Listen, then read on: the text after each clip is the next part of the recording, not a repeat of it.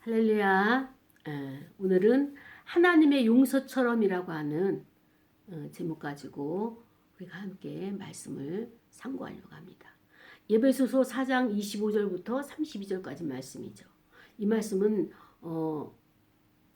예전에 한번 우리가 말씀을 상고했던 말씀인데 얼마 안 돼서 하나님께서 또 여기에 대해서 이제 말씀의 빛을 비춰주셨습니다. 제가 생활을 하다가 다 잘한 것은 아니지만 어떨 때는 역시 잘했어. 정말 잘했어. 라고 하는 내가 나를 믿어줄 때가 있어요. 이번 케이스도 똑같은 거예요. 하나님께서 작년에 연말에서부터 시작을 해가지고 저희 교회에 이 모든 사람들을 파송하게 하시는 거예요.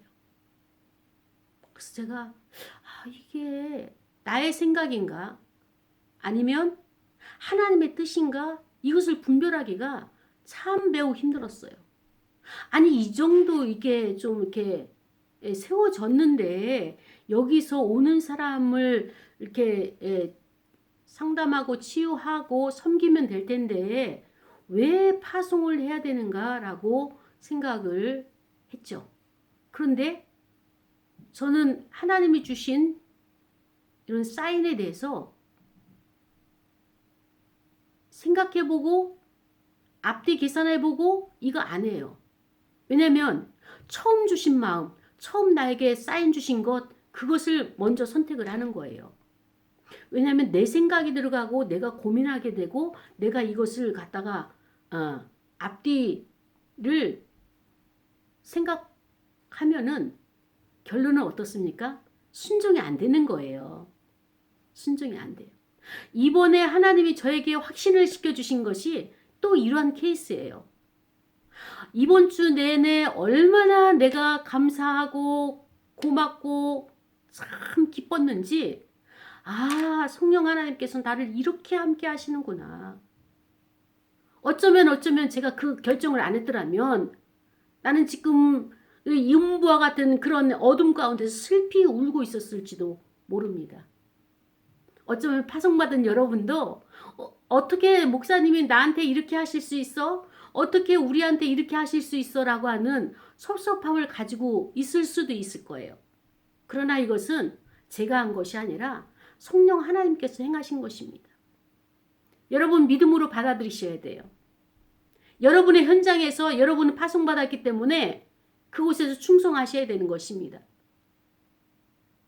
저는 이렇게 하나님이 행하시는 일을 보면서 너무너무 소스라치게 놀랄 때가 많아요. 성령께서는 저에게 하나님의 뜻을 던졌을 뿐이에요. 저는 깨달았어요.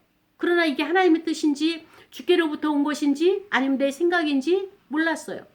그러나 내 마음속에서는 계속적으로 기도의 자리에 갈 때마다 끊임없이 성령께서는 저를 자극을 주셨어요. 저는 몹시 괴로웠어요. 교회의 기둥과 같은 일꾼들도 다 파송을 해야 되는 거예요. 순종을 했습니다. 그리고 저는 마음이 많이 아팠죠. 날마다 하나님이 인도하시는 이 광야의 생활은 새로운 것이 날마다 발견되어지는 거예요. 새로운 일들이 일어나는 거예요. 그럴 때마다 이것을 어떻게 받아들여야 되고 어떻게 해석해야 될까? 그래야 방향이 나오니까 참 갈등할 때가 많죠. 어떤 것은 습관대로 믿음의 습관대로 행할 때도 있지만 어떤 것은 정말 내려놓기가 어렵고 손을 풀어놓기가 어려울 정도의 결정들도 있습니다. 그것이 바로 이러한 것이에요. 근데 저는 작년 연말을 지나서 이제 1월 둘째 주가 되는 그때 하나님께서 저에게 눈을 확 열어주셨어요. 그러면서 이 가정을 위해서 이 자매를 위해서 우리 교회가 다 비워놨구나.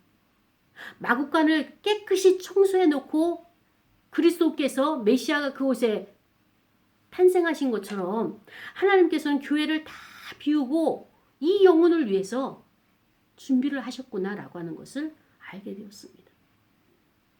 그리고 그동안에 임재교를 통하여서 거쳐간 많은 영혼들, 그리고 또 많은 힘겨운 사람들, 지난해만 하더라도 자살을 2번씩이나 시도해가지고, 아니면 자살을 시도해가지고 저희 교회에 연결돼가지고 이 오신 분들, 근데 이번에 온 분을 보니까 그거는 아픔이 아니었던 거예요.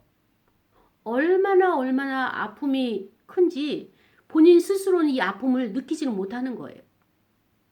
신앙생활을 하고 있는데 정말 자기의 집의 문제, 자기 개인의 문제가, 가족들의 문제가 해결이 안 되니까 하나님이 살아계신가? 하나님이 살아계시다면 어떻게 우리 가정에 이런 일이 계속적으로 일어날 수 있을까? 이런 고통하고 고민하는 그러한 영혼을 만났습니다. 저는 그에게 약속을 했어요. 비밀을 지켜달라고 해서 비밀을 지켜주기로. 얼마나 힘이 들면 이 문제를 오픈할 수 없고 이렇게 고통 속에서 어떻게 살아왔을까? 저가 얼마나 아파했을까? 얼마나 서러웠을까? 얼마나 슬펐을까? 가족을 하나하나씩 빼앗기는 그 악한 원수에게 빼앗겨가는 이 과정들을 보면서 얼마나 두려움에 몸부림쳤을까? 공포 속에서 얼마나 많은 눈물을 흘렸을지 이것이 가슴으로 와닿으면서 그 영혼을 애처롭기도 하고 그 추운 날씨에 비 맞으면서 벌벌 떨고 있는, 어떻게 도와줘야 될까? 라고 하는 정말 힘겨운 가운데 처해 있는 한 영혼을 만나게 되었습니다. 우리는 한 치 앞도 몰라요. 그러나 하나님은 계획해 놓고 계셨어요. 오래전서부터. 이제 연결하신 거예요. 모든 환경은 하나님이 안배하신 것입니다. 그래서 하나님이 말씀하실 때 제가 그것을 순종했다고 하는, 그래서 그 하나님의 기쁨과 제가 이 기쁨을 함께 나눌 수 있고 그 자매도, 그 가정도 함께 나눌 수 있는 거예요. 만약에 제가 그때 안 됩니다. 이제 더 이상 안 됩니다. 하나님 이제 이제까지 훈련을 그래 하셨으면 됐지 저를 더 이상 그렇게 하셔서는 제가 목회를 감당하지 못하겠습니다. 라고 고집을 부리고 때를 썼다면, 불순종을 했더라면 하나님은 또 다른 방법으로 저에게 기회를 주셨겠죠. 그 기회는 어떤 기회입니까? 슬피우는 음부에 들어가는 거예요. 슬피우는. 사랑하는 여러분, 이 말씀을 듣고 함께 나누고 있는 여러분, 여러분의 현 시점이 이렇습니다. 이 자매도 왜 하나님은 나의 기도를 안 들어주시고 우리 가정을 구원하지 아니하시고 왜 아버지까지도 그렇게 몸부림치면서 기도했는데 구원을 안 해주시느냐? 왜 지옥에 가게 하시느냐? 라고 하는 하소연을 하는 거예요. 그런데 우리가 하나님이 살아계시고 하나님이 함께 하시고 역사하시죠. 일하시죠. 그런데 그것을 몰랐을 때는 그 하나님이 안 보여요. 그러나 이 하나님을 만나게 되면 하나님이 일을 풀어가는 방식이 우리와 너무나 다르구나, 상이하구나 라고 하는 이 관점을 우리가 받아들이게 되면 나의 생각이, 나의 왜곡이 하나님을 등졌다는 것을 깨닫게 되는 것입니다. 여기에 대해서 오늘 사도 바울도 에베소 교인들에게 이렇게 설교를 하는 거예요. 그러니까 너의 거짓을 버려라. 너희 생각하고 있는 생활에 습관적으로 행하고 있는 그런 거짓을 버려라. 그리고 그 거짓을 각각 이유가 더불어 어떻게 하냐? 참된 것을 말하라. 우리는 서로 지체다. 상대를 속이려고 한다면 자기 자신도 먼저 속고 속이는 것이다. 분을 내어도 죄를 짓지 말아라. 언제까지? 해가 지기 전까지. 분을 품지 말고 이 분을 계속적으로 가지게 되면은 마귀가 틈을 탄다. 그래서 마귀에게 틈을 주지 말아라. 그리고 도둑질하는 자, 너희들은 알고 있다. 도둑질하지 말고 너희들이 그 가난한 자에게 구제할 수 있도록 열심히 살아라. 그리고 열심히 돈을 벌어라. 자기 손으로 수고해야 된다. 그리고 선한 일을 해라. 그리고 너희 이 생활의 그 습관 중에서 말이 있는데 이 언어가 더러운 말은 너희 입 밖에 내지도 말라고 했는데 이제부터 너희 입술은 덕을 세우는 일을 덕을 세우는 데 소용되는 그런 선한 말만 너희 입으로 선포하기를 바란다. 그리고 그 너의 말을 통하여서 그 듣는 자들이 은혜를 입었다. 깨달음이 있었다. 마음이 기쁘다. 이런 말을 듣도록 너희들의 언어를 바꿔라. 순화해라. 이렇게 말하고 있습니다. 그리고 30절과 31절에는 모든 것의 결론으로 하나님의 성령을 근심하게 하지 말라. 그렇습니다. 하나님의 성령을 근심하게 되면 너희가 그 안에서 구속의 날에 너희들이 그날까지 성령께서 이끌어 가실 터인데 성령을 근심하게 하고 성령을 힘들게 해서 너희들에게 유익이 될 게 무엇이냐? 너희들에게 보장이 될 게 무엇이냐? 너희들은 그 안에서 인침을 받았다. 성령의 인치심이 없이는 너희들이 구원의 날에 완성을 이룰 수가 없다라고 이제 사도 바울이 말하고 있습니다. 그러면서 생활 속에서 너희들이 이것을 버려라. 모든 악독을 버리고 노함, 분노, 분냄, 그 다음에 또 떠드는 것, 비방하는 것, 수근수근하는 것, 다른 사람들 이간질하는 것, 이 모든 악의와 함께 다 버려라. 그리고 우리는 어떻게 됐냐?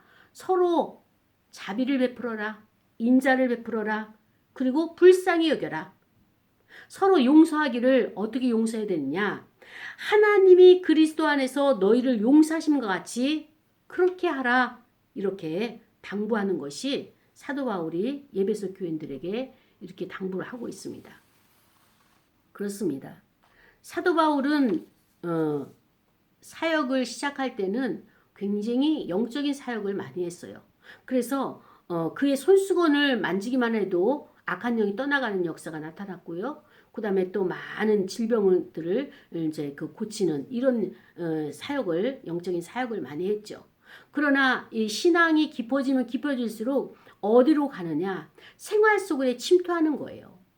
우리가 아무리 영적인 것을 갈급하고 사랑을 외치고 방언을 말하고 예언을 말하고 그 다음에 통변을 말한다 할지라도 우리는 꽹과리에 불과하다. 왜? 우리의 삶이 변하지 않아가지고 생활의 습관들이 옛 습관을 그대로 가지고 있기 때문에 도저히 이것 가지고는 하나님 앞에 영광이 되어지지 아니하고 우리의 삶의 진전이 나타나지가 않는다. 라고 하는 그 교훈적인 관점에서 삶의 생활의 습관을 쫓아다니면서 사도 바울이 이제 성도들을, 교인들을 양육하는 것을 보게 되는 것입니다. 그렇습니다. 오늘 이 본문은 바로 하나님의 용서처럼 이라고 하는 제목 가지고 저와 여러분에게 찾아오신 성령께서 이 말씀을 저에게 주셨습니다. 우리가 신앙생활을 한다고 하는 것, 예수를 믿는다고 결심을 했다면 그 신앙생활은 어떻습니까? 우리의 생활은 예전 생활이 아니라 이제 우리는 변화돼야 돼요. 어떻게? 새로운 영으로 또 새로운 삶의 방식으로 그 다음에 새 마음으로 바꿔야 돼요.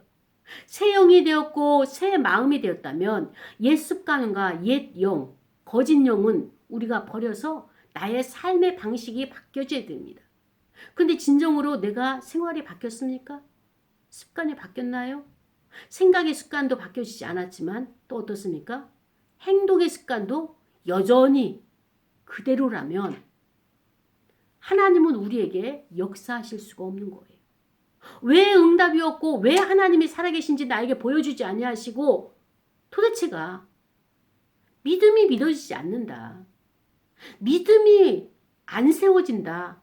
이렇게 호소하는데 그렇습니다. 우리에게 믿음이 안 세워지는 것은 무엇이냐? 말씀에 순종이 안 됐기 때문에 믿음이 안 세워지는 거예요. 믿어지지가 않는 거예요. 우리는 영적으로 그리스도와 연합이 된 자예요. 그런데 그리스도와 연합되어서 한 몸을 이뤘는데 나의 생각이 옛 것을 그리워하고 옛 행동을 그대로 한다면 그리스도와 마음이 합일이 되겠냐고요. 그렇기 때문에 우리는 내가 익숙해지고 내가 편안했던 이 모든 것에서 신앙생활이라고 하는 것은 무엇이냐? 복음이라고 하는 것은 무엇이냐? 여기서 벗어나는 거예요. 새로운 것에 대한 도전을 하는 거예요. 어떻게 보면 우리는 우리끼리 모여서 같이 예배드리고 우리끼리 모여서 사역한다면 더없이 재미있죠. 기쁘죠. 그러나 우리의 기쁨, 우리의 재미를 위해서 우리가 사역이 있는 것이 아니라 주를 위하여서 그리스도의 복음을 우리가 전파하기 위해서 이 사역지로 나가야 되는 것입니다. 그래서 우리에게 평안함과 익숙함을 가져다주는 여기에서 우리는 벗어나야 돼요. 얼마나 그 유혹이 달콤합니까? 안 움직여도 찾아오고 안 움직여도 그들이 찾아오는 것. 편안하죠? 그러나 복음은요. 그 본질상 무엇입니까? 도전이에요. 이 도전을 우리에게 요구하고 명령하시는 것입니다. 나다나엘이라고 하는 사람은요. 무화과 나무 밑에 있을 때 누구에게 딱 그가 크로즈업 됐는가 하면은 그리스도의 눈에 크로즈업 된 거예요. 그래서 그때 빌립이라고 하는 친구가 와서 나는 메시아를 만났어. 내가 그토록 갈망하고 내 문제가 해결되기를 원하는 영혼에 대한 영생에 대한 문제를 나는 해결을 받았다. 너 메시아가 저기 계시는데 나랑 같이 가자라고 빌립이 전도를 했어요. 근데 나다나엘은 이런 지하에 거절합니다. 아니 나사렛이란 이 작은 동네에서 무슨 선한 것이 나오겠느냐.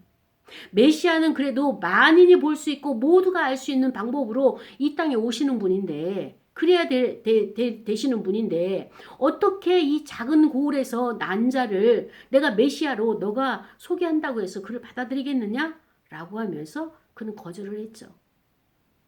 이 나다나엘이라고 하는 사람은 어떻게 보면은 학자일 수도 있고 서기관일 수도 있고 그 율법에 대해서 많이 알고 있는 자예요. 왜? 무화과 나무 아래서 무엇을 했겠습니까? 하나님의 말씀을 율법을 묵상하면서 그분과 교제를 했겠죠. 그런데 성령의 인도하심에 있어서는 이 나다나엘이 눈이 열리지가 않은 거예요. 이때 중보자 빌립을 통하여서 그리스도에게로 연결할 수 있도록 이렇게 안내를 받으려고 했지만 그는 거절을 했습니다. 이 광경을 그리스도께서 보신 것입니다. 그러면서 나다나엘을 칭찬을 했죠. 너는 참 이스라엘인이다. 왜? 너의 안에는 거짓이 없기 때문이라고 그를 칭찬을 하시면서 나다나엘을 예수 그리스도에게서 받아들이고 나다나엘도 그리스도를 영접하는 것을 보게 되는 것입니다. 그 전에 나다나엘은 어떻습니까? 익숙한 것에 머물려고 했었어요.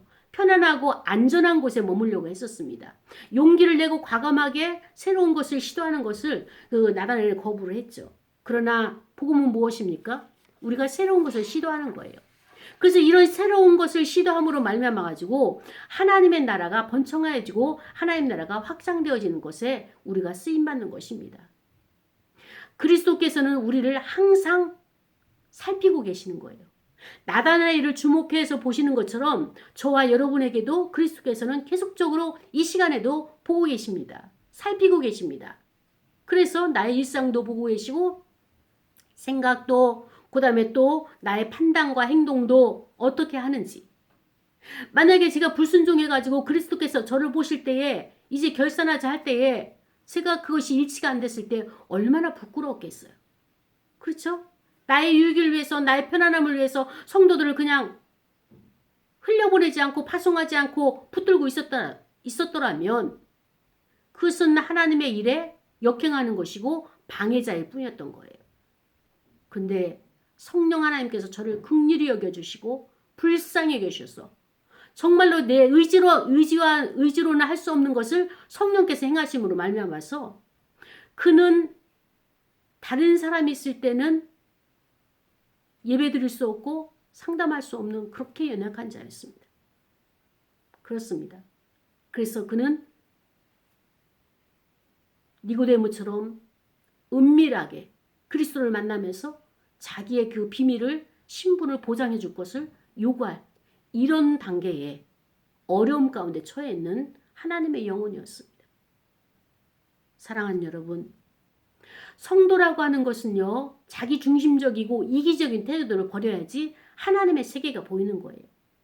그리고 우리는 나 혼자만 살아가는 것이 아니라 어떻습니까? 지체라고 하는, 같이 살아가는 지체라고 하는 지체의식을 가져야지만이 우리가 전체적인 하나님의 것을 보게 되는 것입니다. 우리가 형제된 이웃의 유익을 위해서 우리가 헌신 봉사하는 이런 삶을 살도록 공동체로 묶어주셨는데 우리는 과연 그런 삶을 생활을 하고 있는지, 우리가 어떤 곳에 열심을 내고 어떤 곳에 게으르고 나태했는지 말씀을 통하여서 깨닫기를 원합니다. 25절에 보니까 거짓을 버리라고 그랬어요. 참된 것을 말하라 했어요. 자, 거짓을 버리고 참된 것을 말하라는 것은 무엇입니까? 진실해져라. 진실한 마음을 가져라. 우리가 신령과 진정으로 예배드리는 것이 무엇입니까? 진심으로 거짓을 버리고 이렇게 참된 마음으로 예배드리는 것이 하나님 앞에 나가는 거잖아요. 그런데 오늘 사도 바울은 우리에게 거짓을 버려라 라고 말하고 있어요. 근데 거짓이란 것은 무엇입니까? 우리가 남을 속이거나 아니면 부정을 행하거나 이것을 거짓이라고 말할 수도 있겠죠. 그런데 더 중요한 것은 무엇이냐? 옛사람의 그 특징을 가지고 있는, 옛 습관을 가지고 있는 이것을 거짓으로 보는 거예요. 거짓 것이 로마서 1장에 그 25절에 보면은 우상숭배라고 이렇게 표현하고 있어요. 사도 바울은. 이 거짓이 우리를 얼마나 힘들게 하는가 하면은 이 거짓의 영의 뿌리가 굉장히 깊어요. 요한복음 8장 44절에 보니까 너희는 너희 아비 마귀에게서 났다. 그리스도께서 말씀하신 거예요. 우리의 아비는 마귀예요. 그래서 우리는 너희 아비의 욕심대로 너희도 행하고자 하느냐? 그는 처음부터 살인한 자다. 마귀는 처음부터 살인자예요. 그리고 그 진리가 그 속에 없다. 진리가 그 속에 없으니까 어떻습니까? 악독이 가득한 거예요. 진리에 서지 못하는 거다. 우리가 믿음에 서지 못하는 것이 왜 그렇습니까? 우리 안에 악독이 가득하다는 거예요. 왜? 우리 아비가 마귀였었으니까. 그리고 거짓말을 할 때마다 제 것으로 말하다니 저는 제가 거짓말 안 하는 줄 알았어요. 그는 거짓말쟁이요 거짓의 아비가 되었습니다. 제가 거짓말을 안 한다고 정직하다고 생각을 했어요. 그런데 제가 괴로울 때가 있어요. 어떨 때 괴로운고 하면은 거짓말을 하는 사람, 속임을 하는 사람, 이런 사람을 만날 때마다 제가 괴로운 거예요. 그리고 거리를 두게 되고 마음이 하나가 안 되는 거예요. 그래서 제가 고민을 했어요. 왜 저 사람이 속임수를 하고 거짓을 하는 것이 내 마음에 괴로울까? 우리가 이제 내적 치유할 때 그 마음의 원리에서 어떻습니까? 저의 행동을 내 안에서 역동이 일어날 때는 그것이 내 안에 있다라고 이렇게 명제를 가지고 있잖아요. 그렇습니다. 어느 날 하나님이 저에게 딱 직면을 시켜주신 거예요. 아, 이것이 내 안에 있는 거짓이었구나.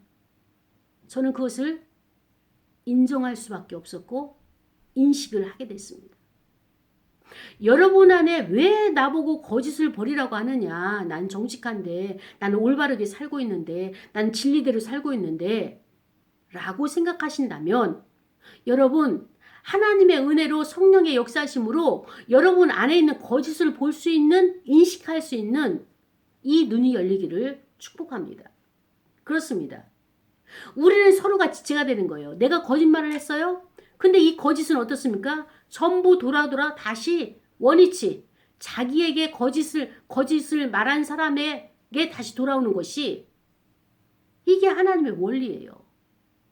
내가 남에게 악을 행했어요? 그 악은 돌아서 나에게 오는 것입니다. 남을 속이려고 했지만 남이 속는 것 같고 그에게 해를 줬지만 결국엔 그 해는 점점점 불어서 30배, 60배, 100배가 돼서 나에게 오는 것이에요. 그러면서 우리 생활 가운데서 또 무엇이 있습니까? 분을 내는 게 있어요. 화를 내는 게 있어요. 근데 이 분은 무엇입니까? 내가 갑작스럽게 충격을 받거나 자극을 받거나 진노할 일, 내가 예상치 못한 일이 나에게 발생했을 때 내가 진노가 이게 리액션, 역동이 일어난 이것이 분노잖아요. 그래서 이 분노라고 하는 것은 70인역 세프트와긴트라고 하는 70인역의 그 번역을 보면 화를 내게 하다, 노엽게 하다 여기에서 유래된 말로 이 분노를 말하고 있는데 그렇습니다. 어떠한 사건에 어떠한 사람으로 자극을 받게 되면 흥분이 돼가지고 그 다음에 성을 내는 거예요. 화를 내는 거예요. 근데 성경은 우리에게 뭐라고 말씀하십니까? 야고보서 1장 19절 말씀에 성 내기를 더디하라 말씀하셨어요. 근데 우리는 어떻습니까? 자극만 받으면 그 자리에서 역동이 일어나는 우리의 이 모습들. 경건의 능력이 갖춰지지 않은, 훈련되어지지 않는 우리의 모습을 액면 그대로 성경은 우리에게 말씀해 주시고 하나님은 우리 걸 다 보고 계시는 것입니다. 분을 내어도 죄를 짓지 말라고 했는데 어떻습니까? 우리는 분을 내어서 죄를 안 짓는 것이 아니라 이 분을 내어서 어떻게 합니까? 계속 마귀에게 틈을 탈 수 있는 이런 환경들, 이 상황들을 우리가 만들어주고 있는 거예요. 근데 우리는 몰라요. 하나님께서 우리에게 말씀하시기를 그리스도께서 그 복음서에서 말씀하시기를 너희들이 제사를 지내기 전에 예배를 드리기 전에 누구와 이렇게 화가 나고 이렇게 등을 진 일이 있으면 먼저 화해를 하고 나서 예배를 드려라. 그리고 상처를 받았거나 이렇게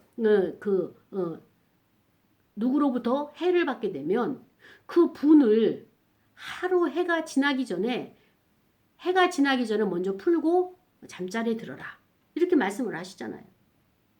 근데 우리는 어떻습니까? 하지 말라고 하는 대로 우리는 굉장히 열심을 내고 있는 거예요.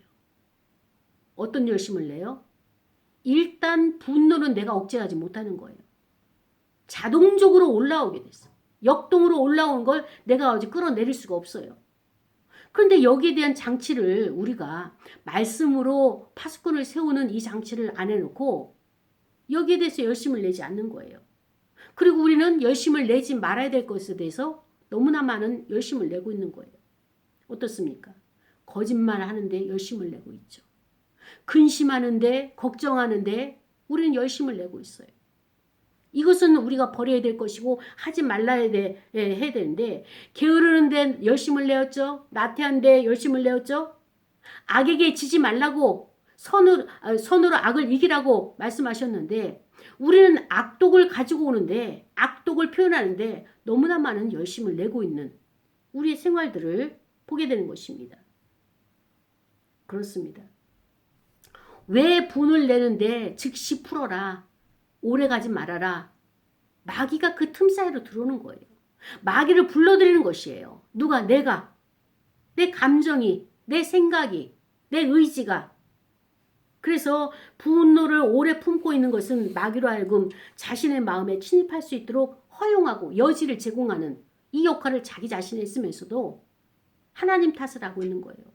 왜 하나님이 내 기도를 안 들어주시고 왜 하나님이 이 문제를 해결해 주시지 아니하시고 점점점 우리의 환경이 악해지고 조악해지고 더 나빠지고 여기에 대해서만 우리가 헤아리지 하나님께서 말씀을 주시면서 이 말씀에 순종하라 한 이 순종이 안 된 불순종이었던 이 상태를 보지 못하는 것입니다.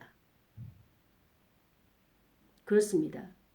이 분노라고 하는 것은요, 마음에 오래 이제 가지고 있게 되면 악의와 이 보복감을 가져오게 되죠. 처음에는 섭섭함이 있죠. 그러고 나서 섭섭함이 지나게 되면 미움으로 변하게 되고 그 미움이 더더욱 미움으로 가게 되면 어떻습니까? 그때는 그 미움에 사로잡혀 가지고 살인까지 가게 되는 거예요. 살인까지.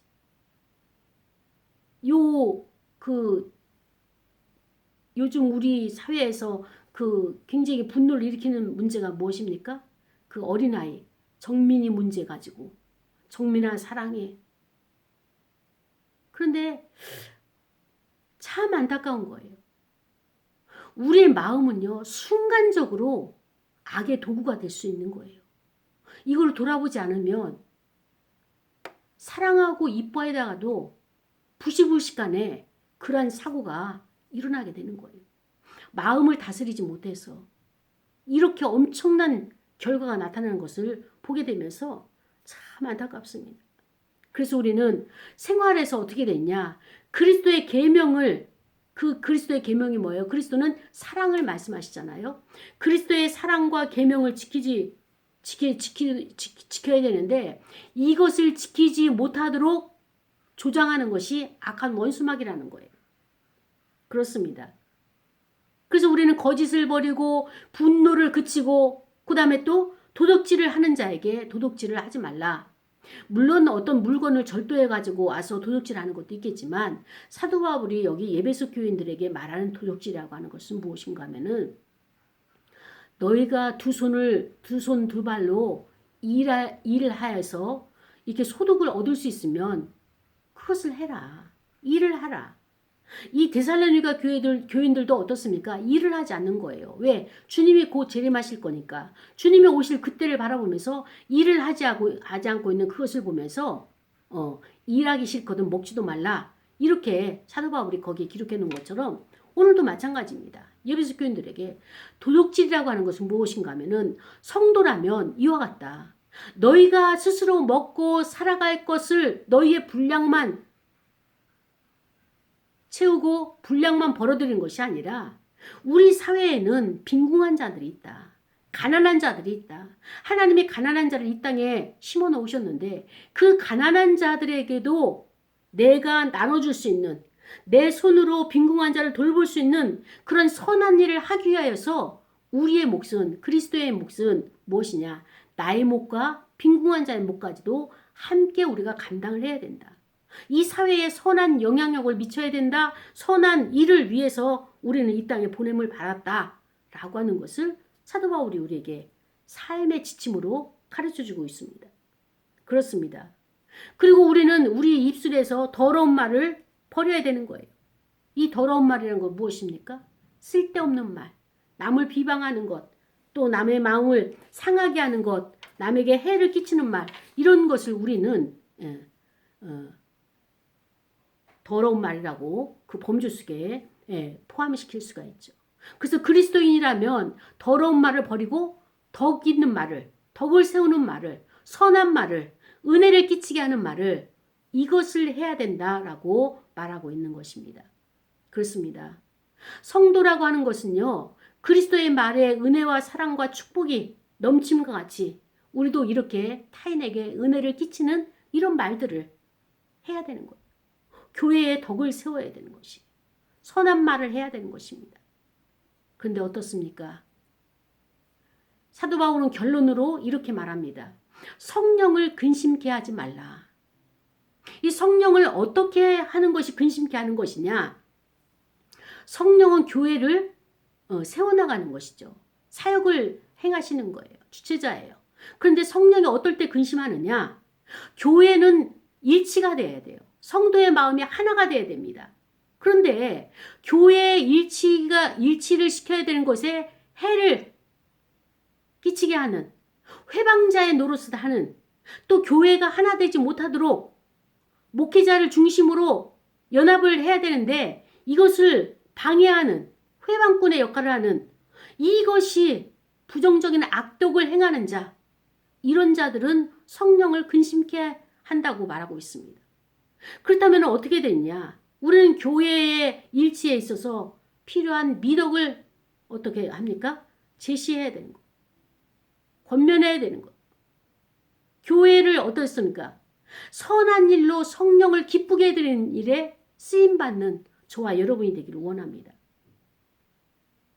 모든 악독과 노함과 분냄과 떠드는 것과 해방하는 것과 그 다음에 성령을 근심케 하는 것 이 모든 것을 우리가 죄악된 속성이라는 것을 사도 바울이 이야기하면서 하나님을 기쁘게 해드리는 것, 성령을 기쁘게 해드리는 것, 그것은 교회를 세워가는 거예요. 사랑하는 여러분, 저는 여러분들을 파송했으며 또 여러분들에게 하나님의 말씀을 가지고 다시 한번 권면해 드립니다. 여러분의 지나간 자리들을 한번 돌아보십시오. 여러분의 행동이, 여러분의 생각이, 여러분의 그 모든 섬김이 어떤 섬김이었는지 저는 염려하는 마음으로 여러분에게 당부드립니다. 교회를 하나 되게 하십시오. 목회자를 중심으로 하나 되게 하십시오. 회방자가 되지 마십시오.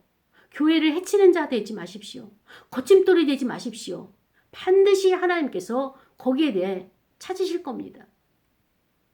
이제 여러분이 다시 한번 나는 주의 일에 충성하는 자인가? 하나님과 함께하는 교회에 있었던가? 목회자를 잘 도와주는 함께하는 협력하는 그런 생활을 해왔는가? 자신을 돌아보면서 주께서 결산하자 할 때에 부끄러움이 없이 역시 내가 잘 감당했구나. 역시 내가 순종을 잘했구나. 물론 이조차도 성령께서 도와주셨기 때문에 한 것이지만 역사에 죄인이 되지 아니하고 그리스도의 교회 가운데 내가 거치는 자가 되어지지 아니하고 하나님을 기쁘게 드리는 자로 우리가 성령을 기쁘게 드리는 자로 그래서 우리는 선한 일을 감당하는 자로 그래서 이 맡겨진 일들을 잘 감당하고 순종하여서 하나님께는 영광이고 그 다음에 이웃에게는 우리가 하나님의 그 친절함으로 나타낼 수 있기를 축복합니다. 그렇습니다. 오늘 설교의 제목이 무엇입니까? 하나님의 용서처럼이라고 했는데 우리가 생활하면서 가장 힘든 문제는 무엇인가 하면은 감정이 쌓이는 게 문제예요. 하나님과 나와의 문제도 그 문제지만 또 이웃과의 문제가 감정이 쌓였는데 하나님은 우리를 용서를 하셨습니다. 어떻게 용서하셨느냐? 그리스도를 보내면서 가장 소중한 것을 다 포기하면서 우리를 용서하기로 작정하셨죠? 용서하셨어요. 근데 어떻게 용서하셨느냐? 그리스도가 하나님 아버지의 뜻을 받들어서 자신의 모든 것을 찢으면서 다 포기하면서 우리를 용서해 주신 것입니다. 여러분이 지금 기도가 막히고 여러분의 지금 모든 문제가 지금 그 해결이 안 되는 그 중심에는 용서에 대한 문제가 있는 거예요. 여러분 주변에 여러분을 아프게 하고 힘들게 했던 여러분 지금 마음속에 떠오르는 그 사람, 그 사람들, 그 장소, 그 현장 그들을 용서하시기 바랍니다. 어떻게 용서하는 거예요? 하나님이 우리를 용서할 때 그리스도를 보내신 것처럼 또 그리스도께서 우리의 용서를 위해서 본인의 그 가슴을 찢으신 것처럼 몸을 찢으신 것처럼 우리도 그들을 위해서 하나님의 용서처럼 그들을 용서해야 되고 그리스도께서 아버지 앞에 우리를 용서의 제물로 다가가신 것처럼 그들을 내 심령 중심에서 용서를 해야지만이 저와 여러분이 승리할 수가 있고 하나님의 뜻을 하나님의 순종을 하나님의 응답을 받게 되는 것입니다. 우리 시간에 말씀을 생각하면서 기도할 겁니다. 하나님 그렇습니다. 우리의 가장 어려운 것이 용서가 안 돼가지고 지금 우리가 이 삶이 모두가 막혀 있는데 전 세계가 또 대한민국이 또 교회가 우리의 심령이 가정이 하나님 이것이 용서로 인하여서 해결될 수 있도록 하나님의 그 용서하심처럼 우리도 용서하게 하옵소서 통성으로 기도하시겠습니다.